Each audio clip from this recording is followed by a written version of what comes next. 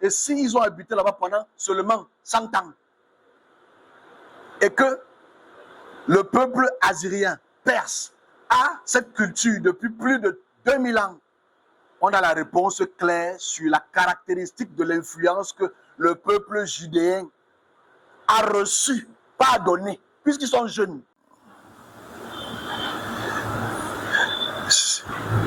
Je souhaite que je ne sois pas très long, parce que je voudrais le faire en beaucoup de parties. Bon, j'introduis aujourd'hui le sujet sur le judaïsme.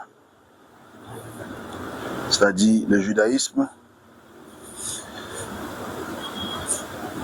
qui est un sujet très important. Alors, en introduction, en janvier, je reçois un devoir, le 1er janvier, je reçois un devoir que je n'ai pas pu faire tout au long de l'année, pour diverses raisons, d'études, etc.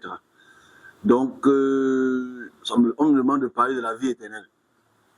La vie éternelle, c'est un sujet très important, passionnant, parce que toutes les religions sont concentrées sur cette notion idéologique, philosophique ou bien même spirituelle.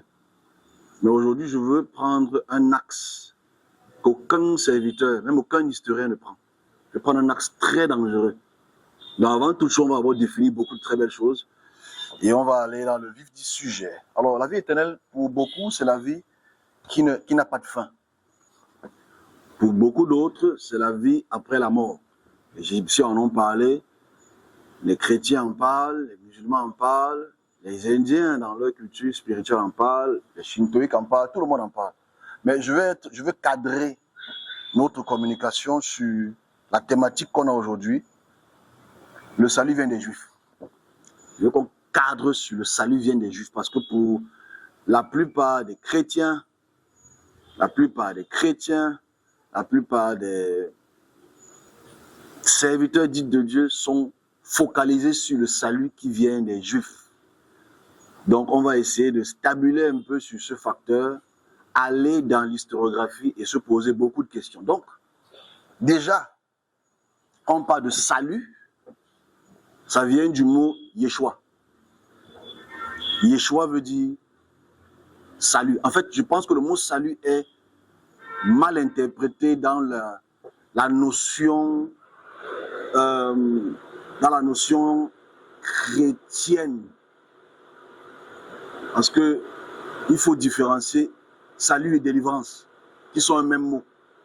On retrouve ça dans la Genèse 48, Exode chapitre 14, tout le mot Yeshua, qui veut dire délivrer.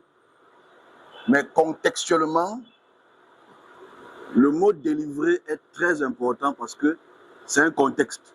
Quand le peuple d'Israël avait les situations avec Pharaon, il a fallu que Yahvé vienne les délivrer. Donc, le mot Yeshua veut simplement d'abord dire délivrer d'une situation géopolitique. C'est d'abord la géopolitique. Donc, ce qu'on va donc faire aujourd'hui, c'est d'abord de comprendre cette géopolitique-là et la rendre manifeste dans le travail qu'on a à faire aujourd'hui. Donc, on va parler du judaïsme. Mais je ne veux pas parler du judaïsme dans son essence, je veux parler du judaïsme dans sa naissance. C'est très important qu'on parle du judaïsme dans sa naissance. Avant de parler du judaïsme dans sa naissance, ce qu'il faudrait que nous fassions, parce que le judaïsme, beaucoup de gens croient que le judaïsme, beaucoup de personnes croient que le judaïsme est tombé du ciel. Le judaïsme n'est pas tombé du ciel.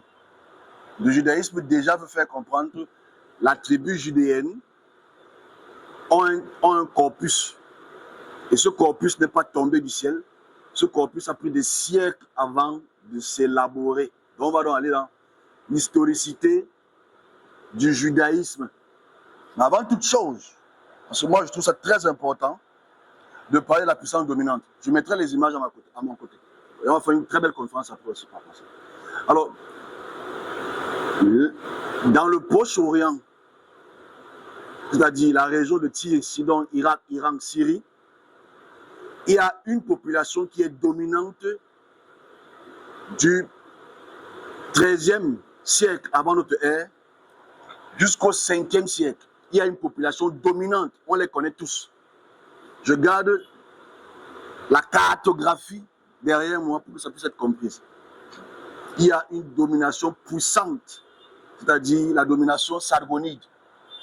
C'est-à-dire il y a du 10e siècle jusqu'au 6e siècle la domination sargonide. C'est qu'on commence à Adad Narari, qui commence à régner de 911 jusqu'en 991, jusqu'au dernier, que la plupart ne connaissent peut-être pas, c'est-à-dire Assur Ubalit, qui règne jusqu'en 609. 609, ça va nous aider à comprendre pourquoi 609. Donc ici, là, de 900 à 600, ça fait près de 400 ans de règne d'un peuple qui domine la région.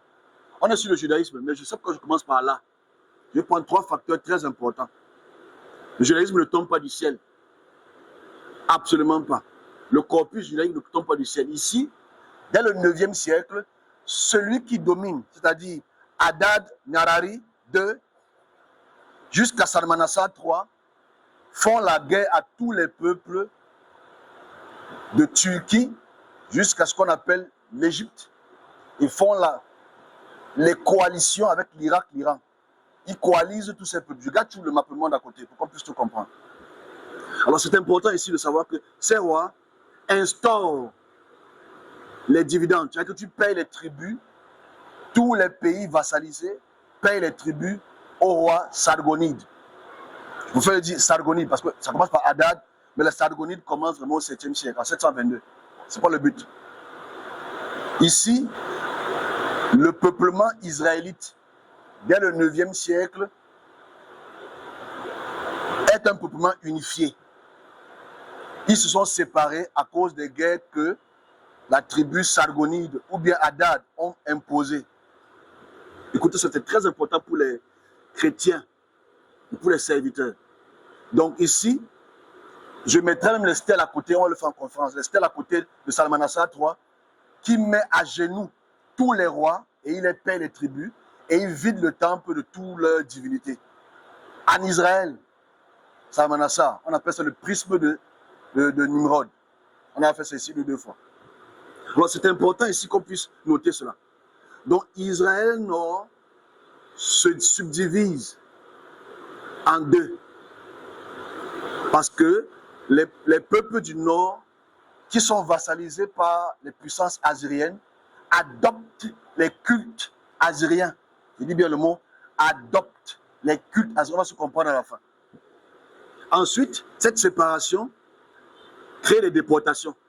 Ça veut dire, je vous ai expliqué ça ici plusieurs fois, les puissances assyriennes, pour exprimer leur domination et leur puissance extraterritoriale, tout ce qu'ils ont à faire, c'est d'exporter les populations qui vivent dans un territoire, exporter les intelligences, exporter les soldats, ils les exportent pour les exploiter et ils ramènent une population qui n'a jamais habité dans ce peuple pour qu'ils ne puissent pas se lever, pour se soulever. Ils créent ce mélange culturel pour qu'il n'y ait pas de soulèvement. Donc voilà comment on a déporté donc les tribus d'Israël Nord. Je donne la version sargonide, je ne donne pas la version biblique. Sur la version biblique, elle n'est pas totalement vraie. Donc, sur les annales de Salmanassar III, il parle des déportations qu'ils ont fait massives à partir du roi Osée. C'est important. Je donne le nom parce que c'est important qu'on puisse le savoir. Salmanassar IV continue le travail, c'est son petit-fils. Bon, ce qui est dérangeant, c'est que les noms Salmanassar, Assurbanipal, ce sont les noms grecs. Ils ont leur nom en cunéiforme que je donnerai tout à l'heure. C'est important de voir déjà que ceux qui ont écrit les textes bibliques n'étaient pas vraiment en contact avec les rois. Il y a eu beaucoup de mensonges. On prendra ça tout à l'heure. On arrivera à la période achéménide. On est ensemble. Donc vous allez écouter peut-être après, c'est pas grave, mais écoutez seulement. Donc ici, cette déportation massive par Salmanassar III et son petit-fils Salmanassar IV violemment fait sortir les populations et laisse la tribu judéenne au sud toujours vassalisée parce qu'il paye toujours les tribus. On voit ça avec Manassé. Manassé paye tous les tribus au roi Sargonide. Ce n'est pas un débat, c'est un fait. Et on va prendre 3 points tout à l'heure. Le judaïsme n'est pas encore fait. Il n'y a pas de corpus écrit. Il n'y a aucun texte écrit, aucun texte. Il faut que les gens sachent qu'il n'y a aucun texte écrit par les peuples du nord ou du sud parce qu'ils sont vassalisés. Les 3 points pour savoir si un peuple est vassalisé, je le donnerai tout à l'heure. Regardez ces 3 points, c'est très important pour les serviteurs qui vont m'écouter dans 10 ans. Parce qu'ils sont dans leur chose de parler en langue. Donc, à partir donc de 722, tout le peuple Israël Nord est vidé par le père d'Assurbanipal, qu'on appelle Assur-Dan III. Bon, déjà, vous devez savoir, vous qui êtes ici, le mot Assur, c'est le nom d'une royauté. Ok? Assur, c'est le nom d'une divinité royale. Je mets un peu l'inscription à côté. Donc, les textes donc bibliques de 2 rois te parlent donc de Tilgat-Pileser, Salmanaser 5. Pas beaucoup de temps après. Parce que c'est les textes que nous connaissons, Tilgat-Pileser. Mais ça, c'est les noms grecs. C'est les noms qui sont purement grecs, hellénistiques. On donnera leur vrai nom tout à l'heure. On se posera des vraies questions sur le salut vient des Juifs. Ou autre. L'historicité s'y est trop importante, mes amis. Et je pense que quand on va dans l'église catholique et protestante, on ne nous enseigne pas ceci. On nous enseigne un paradigme qui est biblique, pas le paradigme du gagnant. On prend le perdant et on fait son histoire. C'est ça qui est très grave. À cette période-ci, Israël Nord est totalement déporté. On ramène des populations externes pour peupler Israël Nord, qui était beaucoup plus puissant en nombre, en chars, en or et en argent. Mais il reste Israël Sud que vous appelez Juda, qui est une toute petite tribu. Parce que tout le monde veut devenir judéen aujourd'hui. Toute petite tribu qu'on appelle Juda. Et Juda donc, c'est important de comprendre qu'il paye toujours des tribus. Il paye toujours des taxes à la puissance sargonide. C'est important de dire que tous les rois judéens payaient des taxes. Et je mets une petite virgule avant de continuer. Quand tu payes des taxes à une puissance dominante, il y a 3 facteurs qui te caractérisent. Parallèle. Parallèle avec nous. Parallèle. Je parle français, pas parce que je sais une révélation. Je parle français parce que les colonisateurs m'ont appris à parler français. Ils m'ont donné le franc CFA. Je prie leur Dieu. Et que je prie le Dieu de la France. C'est-à-dire Marie, Joseph et tout le monde. Je suis sous tutelle française. La constitution est française. Je suis le franc CFA. Je ne suis pas indépendant. Est-ce que tu comprends? Et que si je paye les taxes à la France, à travers le franc CFA, je prie Marie, Joseph, je parle français, je mets la veste et je dis que je suis indépendant, je me mens à moi-même. On se comprend? C'est important de voir le parallèle. Donc il faut comprendre donc que sous le prisme du judaïsme naissant, parce qu'il n'y a pas le judaïsme, dès qu'ils sont déportés, on va parler de la déportation tout à l'heure. Là, il n'y a pas encore de corpus. Moïse n'a rien écrit. Moïse n'a rien écrit parce qu'il faut comprendre que quand tu es sous domination, il y a 3 points. Le premier point, c'est la domination spirituelle. Tu adores quel Dieu?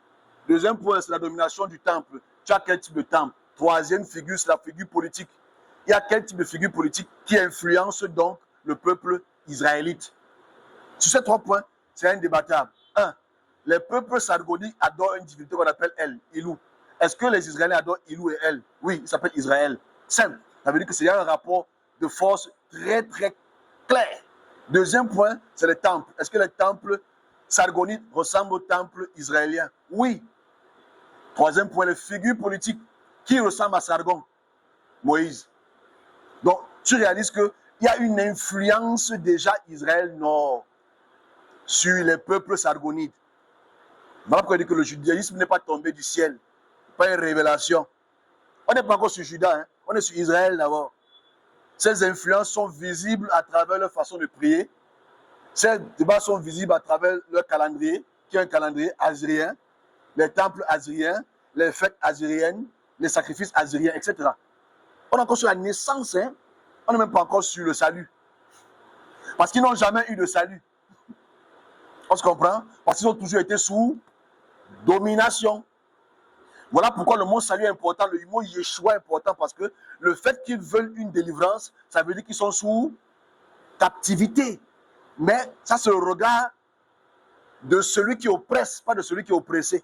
Parce que celui qui est oppressé veut un sauveur. Mais celui qui oppresse ne veut pas un sauveur. Il t'oppresse. Donc vous lisez le livre de celui qui a été oppressé. Est-ce qu'on se comprend? Avec que celui qui dit que Yahvé est mon sauveur, ça veut dire qu'il y a quelque chose que je passe. On est ensemble? On reviendra dessus tout à l'heure. Donc on s'arrête d'abord sur la puissance sargonide. Depuis Assurbanipal, fils Assurbanipal, père Assardon, jusqu'à Assur-Ubalit en 609, il y a une transition géopolitique. Cette transition géopolitique fait en sorte que la région de l'Ouest, c'est-à-dire de la Syrie ouest, celui qui maîtrise les fleuves de Tyr et Sidon à l'ouest, ils entrent en conflit avec l'Irak. Un conflit sérieux. Le problème, c'est que les fils d'Assaradon, Assurbanipal, deviennent de plus en plus faibles. Donc, l'Irak prend le dessus. Ok? Le père, celui qu'on appelle donc Nabou-Polassar, c'est-à-dire le père, parce que le mot Nabou-Polassar, je le sais parce que c'est le nom commun. Je le relèverai tout à l'heure. Nabou-Polassar prend le pouvoir en 613 et commence à dominer donc progressivement les Assyriens. Il incorpore donc l'Irak à l'Assyrie comme un seul peuple puissant. On appelle ça l'Empire babylonien. L'Empire babylonien commence en 613 par celui qu'on appelle Nabou-Polassar. Nabou-Polassar n'est pas le bon nom. Ok? C'est Nabou-Aplou-Assur. Nabou, c'est le nom de la divinité. Assur, c'est le nom de la divinité. Ok? Nabou-Aplou-Assur. Et naturellement, vous connaissez son fils qui commence donc à régner en 605 de notre ère, avant notre ère. 605 commence à dominer, on l'appelle Nebuchadnezzar. Ce n'est pas son nom, Nebuchadnezzar. C'est Nebu-Kidouzi Oussur. C'est son vrai nom. Nebu-Kidouzi Oussur. Nebuchadnezzar, c'est un nom qui est grec. On se comprend? Il commence à régner en 605. C'est là où maintenant, en 605, il commence une autre campagne territoriale et militaire. Ils veulent dominer tous ceux qui ont résisté sous la puissance assyrienne. Ils veulent les mater. Et ils commencent à mater tous les peuples jusqu'en Égypte. Ils matent les peuples. Ils matent donc Jérusalem qui veut se révolter. Ils détruisent le temple en 597. Progressivement, c'est en 596, pardon. Ils matent les peuples et déportent tous les Judéens à Ninive, ou ce que vous appelez Babylone. Donc en 586, ils déportent tous les Judéens qui ont le cerveau, les militaires, les rois. Ils les décapitent tous, ils meurent. Voilà pourquoi le dernier roi judéen s'appelle Sédécias. On se comprend? Naturellement, quand il les déporte, on appelle ça une diaspora. La diaspora maintenant, à partir de 586, n'habite pas à Jérusalem, mais habite à Ninive. Est-ce que je veux que les gens comprennent un peu l'histoire de l'influence. Là commence donc le périple judéen. C'est là où les Judéens commencent à être les Judéens. Mais il n'y a pas encore de judaïsme. On se comprend? Parce qu'il n'y a pas encore un corpus. Je vais aller plus loin que ça. Parce que le fait qu'il soit déporté, on a Nebuchadnezzar, on a son fils, qui est mal interprété dans Daniel. Parce que Daniel fait trop d'erreurs. Je ne sais pas comment vous avez publié autant d'erreurs dans Daniel. Parce que dans Daniel, on te dit que le fils de Nebuchadnezzar, c'est Belshazzar. C'est faux. C'est faux encore. Il y a tellement d'erreurs dans la Bible que je ne sais pas comment on peut plier un tel déchet. C'est un déchet intellectuel. Parce que le fils de Nebuchadnezzar s'appelle Amel Marduk. Pas Evil Maradouk. C'est quand même terrible quand même que quelqu'un qui dit qu'il a habité avec un roi ne connaît pas le nom du roi. C'est pas grave ça. Est-ce qu'on se comprend? Je fais un petit spoiler alert. Spoiler alert. Ça veut dire le fils de Nabou Kudouzi Oussur, on ne connaît même pas le nom de son fils dans la Bible. On appelle Evil Marduk. C'est pas Evil, c'est Amel Marduk. C'est-à-dire que Marduk m'a donné un fils. Marduk, c'est la divinité, vous le savoir. Et à la suite même de cela, il faut encore des erreurs sur Belshazzar. Belshazzar, ce n'est pas le nom du fils d'Amel Marduk.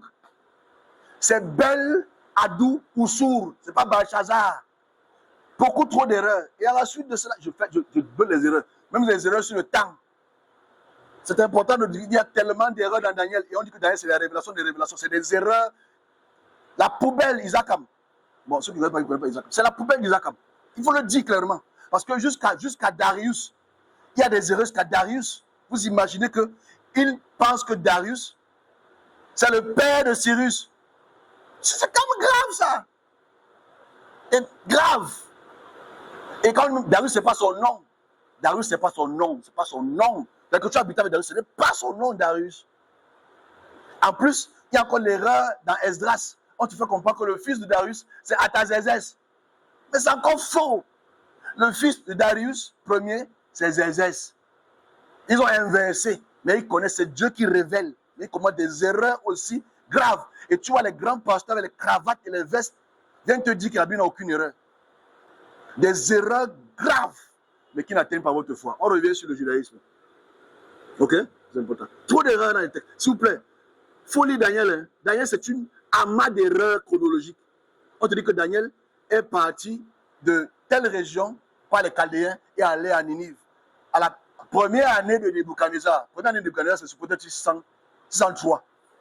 Donc Daniel était là de 603 jusqu'à Darius. Parce qu'eux, ils pensent que Darius est le père de Cyrus. Erreur. Ça veut dire que Daniel a vécu là-bas pendant 97 ans. Banga. Bref. Donc je disais ici, non, c'est le Banga.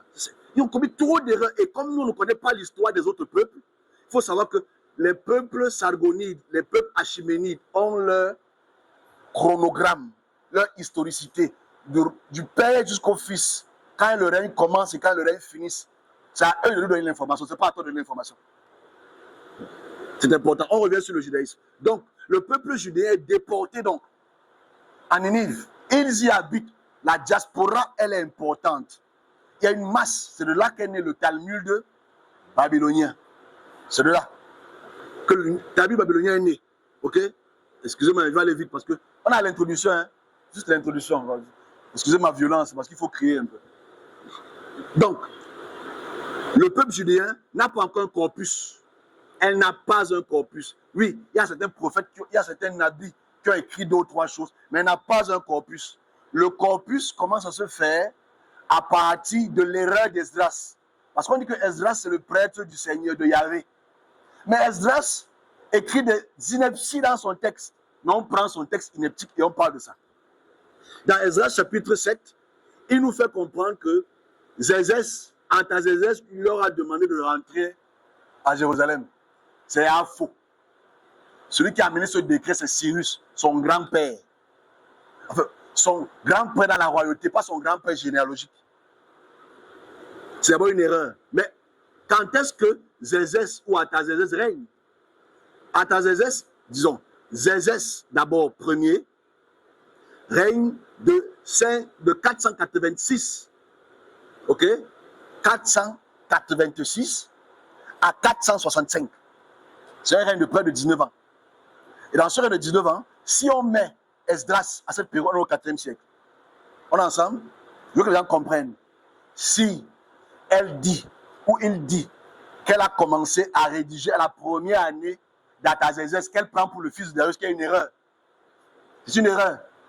Mais je me base sur son erreur pour rectifier son erreur. Et que les serviteurs connaissent rectifier l'erreur. C'est que Xerxès Ier est le fils de Darius. Et Xerxès Ier commence à régner en 486 et meurt en 465. C'est son fils Artaxerxès qui commence à régner en 465 jusqu'en 24. Donc si on va sur cette base d'Artaxerxès, ça veut dire que Esdras, le grand prêtre qui a réuni tous les textes, a commencé à écrire au 4e siècle. Et que le corpus biblique du judaïsme commence à se rassembler au 4e siècle.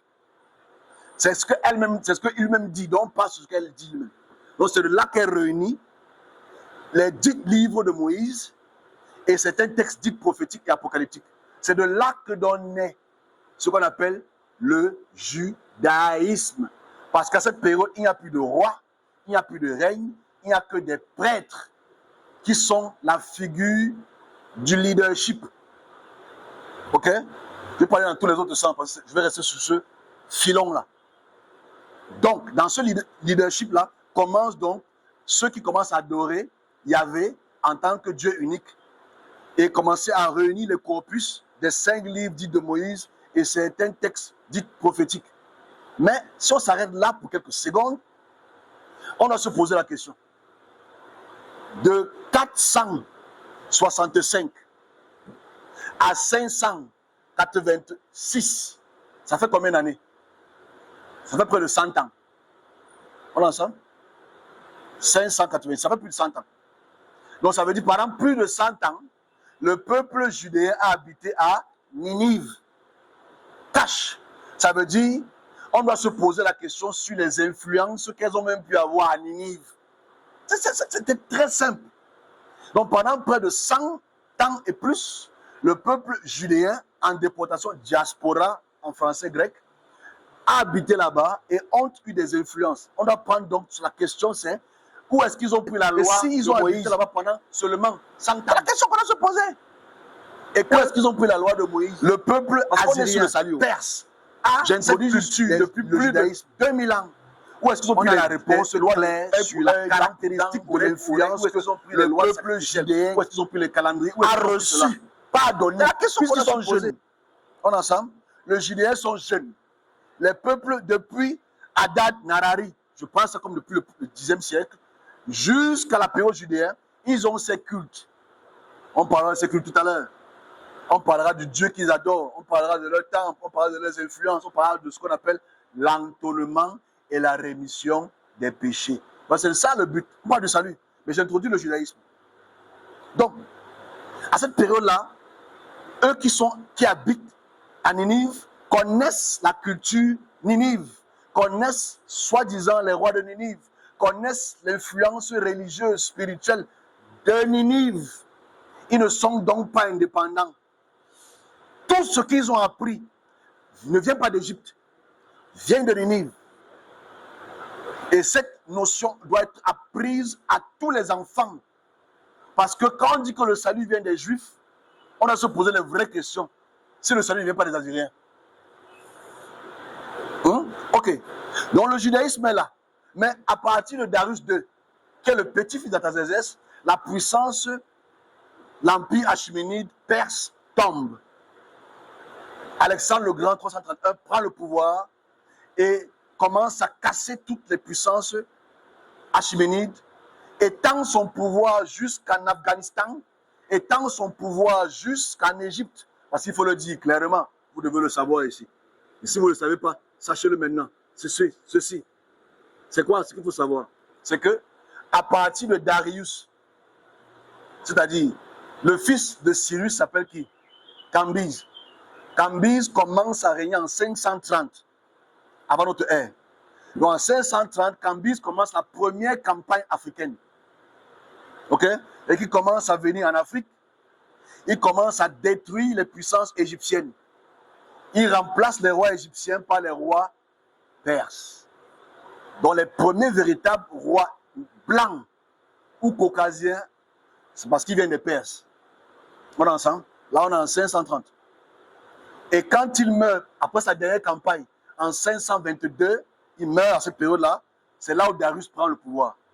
Donc, Darius, jusqu'à Darius I, jusqu'à Darius III, domine l'Égypte.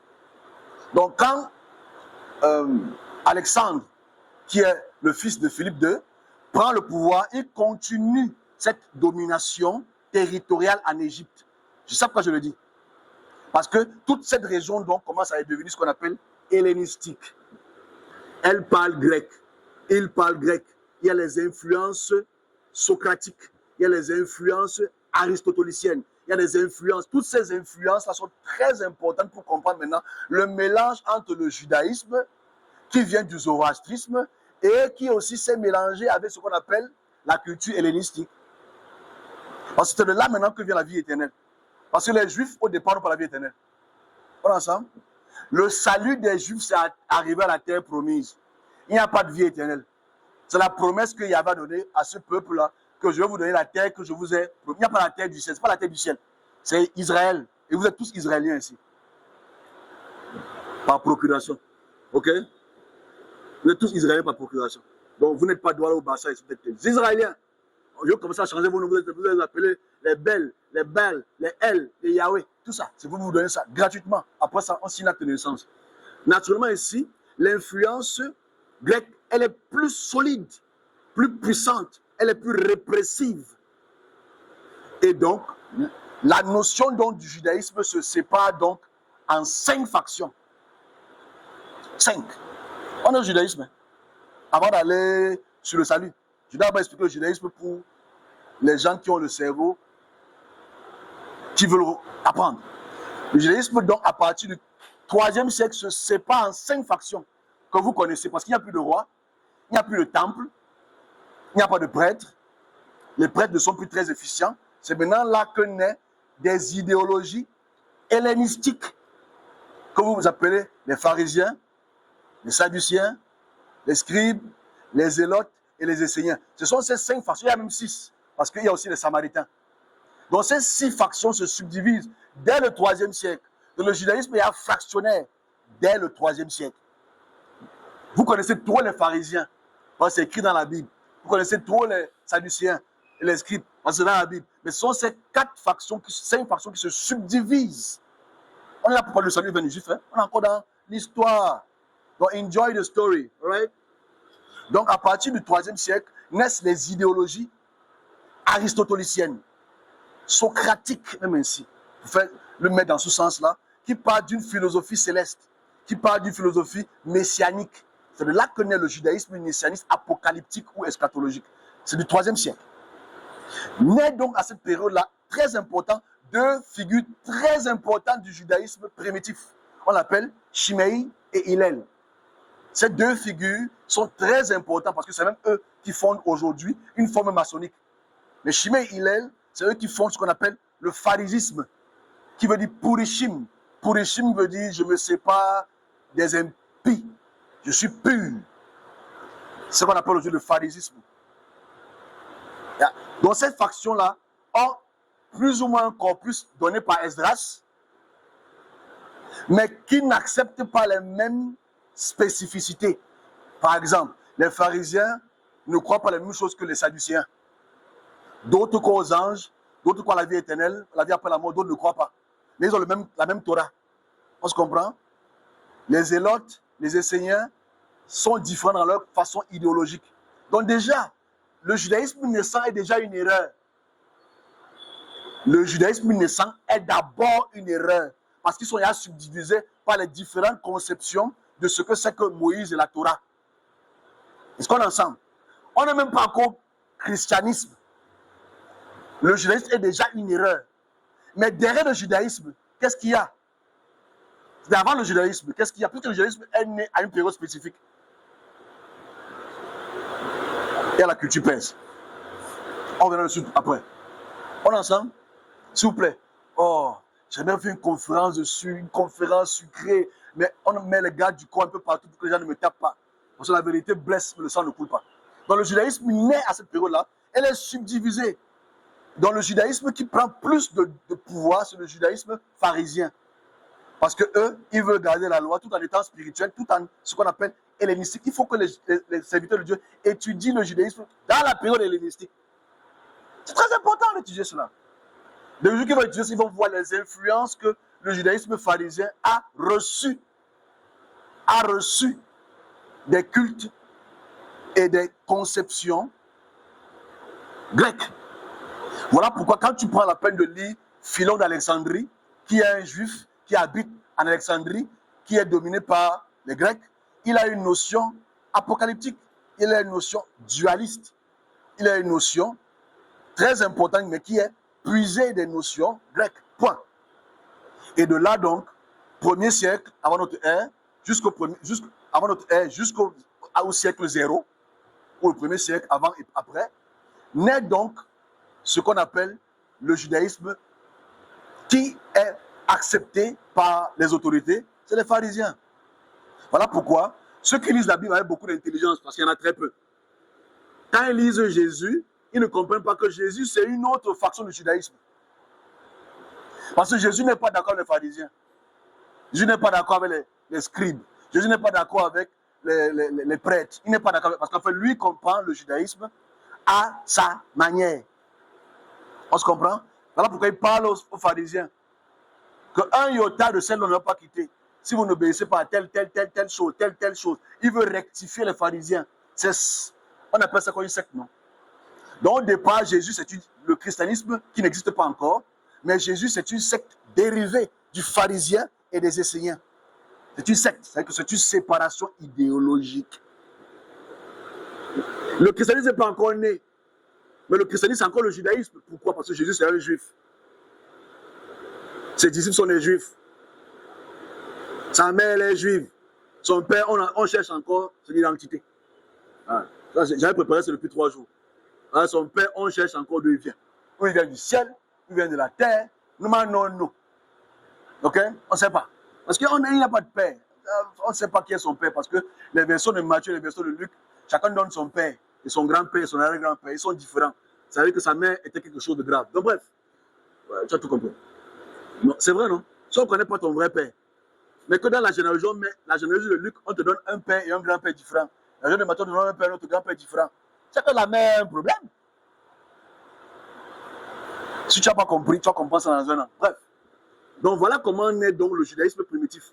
Et le christianisme donc, on n'a même pas appelé christianisme, on a appelé messianisme ou meschianisme. C'est de là donc que naît cette faction du christianisme. Mais si on est dans ça, c'est que Jésus, lui, quand il vient, sachant qu'il est le Fils de l'homme, sachant qu'il est le Fils de Dieu, dans sa tête, hein, parce que c'est dans la tête, il sait qu'il va amener le royaume de Dieu, ou de Yahvé sur terre, et apporter la paix, reconstruire le temple, etc. Faire toutes les choses qui ont été prescrites depuis les textes d'Esdras. Donc c'est de là que vient la notion du salut.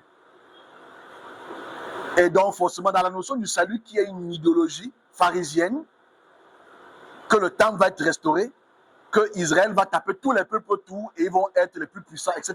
Toutes ces notions racistes même, il faut le dire clairement, c'est l'idéal. Donc maintenant quand Jésus, ou quand la parole qu'on met dans la bouche de Jésus, qui parle avec une Samaritaine, c'est de là que vient dans Jean chapitre 14, verset 22, que le salut vient des Juifs. Mais il faut contextualiser cette communication qui n'a même pas existé. C'est-à-dire, quand il parle au puits de Jacob, c'est pas comment le puits est encore là, c'est encore l'eau. Le puits de Jacob, qui n'est même pas le puits de Jacob, c'est faux, absolument faux. Il faut l'historien vont te le dire. Le puits de Jacob, quand il parle avec la femme samaritaine, elle lui fait comprendre que les Samaritains ont la vérité. Mais elle lui fait comprendre que non, les Samaritains sont les perdus. C'est les Juifs qui ont la vérité. C'est les Juifs par qui le salut, pas le salut du ciel, non. Le salut qui viendra de détruire les peuples tout et apporter la stabilité géopolitique. C'est le contexte. Parce qu'à la période de Jésus, on ne te le dit pas, les Romains sont puissants. Les Romains dominent. On ne te le dit pas. On te dit que c'est Jésus qui domine. Hein. Mais il a été vraiment fouetté sur la croix. Mais je dis, la réalité est que c'est les Romains qui dominent. Donc eux, ils veulent une liberté territoriale. Donc quand on parle de salut vient des Juifs, ça vient d'abord de là. Mais c'est les exégètes bibliques après qui ont pris le salut maintenant pour le salut du ciel. Donc maintenant, revenons sur le salut. La rédemption, la rémission. Si on a introduit le judaïsme et sa naissance et ses influences et ses erreurs, on doit se poser la question, est-ce que le salut vient des Juifs ou est-ce que le salut vient des Assyriens? Vu que tous les textes, les dieux qu'ils adorent, les temples qu'ils louent, les influences des images politiques viennent des Assyriens. Les textes viennent des Assyriens. Parce que je dis toujours ça avec beaucoup d'aisance intellectuelle. C'est que 99,9% des serviteurs de Dieu ne savent pas que les Assyriens ont inventé le code Urnamo. On est en 2800. Les Ariens ont inventé le code Lipit Ishtar. On est en 2000 avant notre ère. Les Ariens ont inventé le code Hammurabi. On est en 1750. Il n'y a même pas encore Israël. Il n'y a pas encore Juda. Mais on retrouve le code Lipit Ishtar, le code Urnammu et le code Hammurabi dans le temple de Jérusalem. C'est un problème. Ok? Naturellement, qu'on va plus loin que ça. Les Assyriens ont inventé El, ont inventé Ilou, ont inventé Baal, ont inventé toutes les autres 72 divinités. Mais les Judéens ont reçu par révélation Yahvé. Et ont reçu par révélation El, voilà qui s'appelle Israël.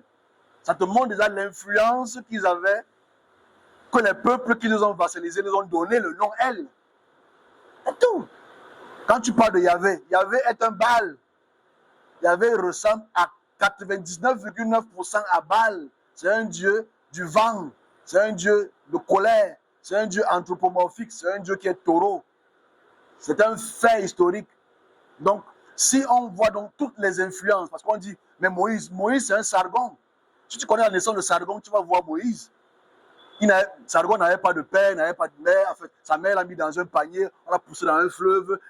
C'est la même chose avec Moïse. C'est la même histoire de Sargon, c'est la même histoire de Moïse. Sargon a reçu la loi, Moïse a reçu la loi.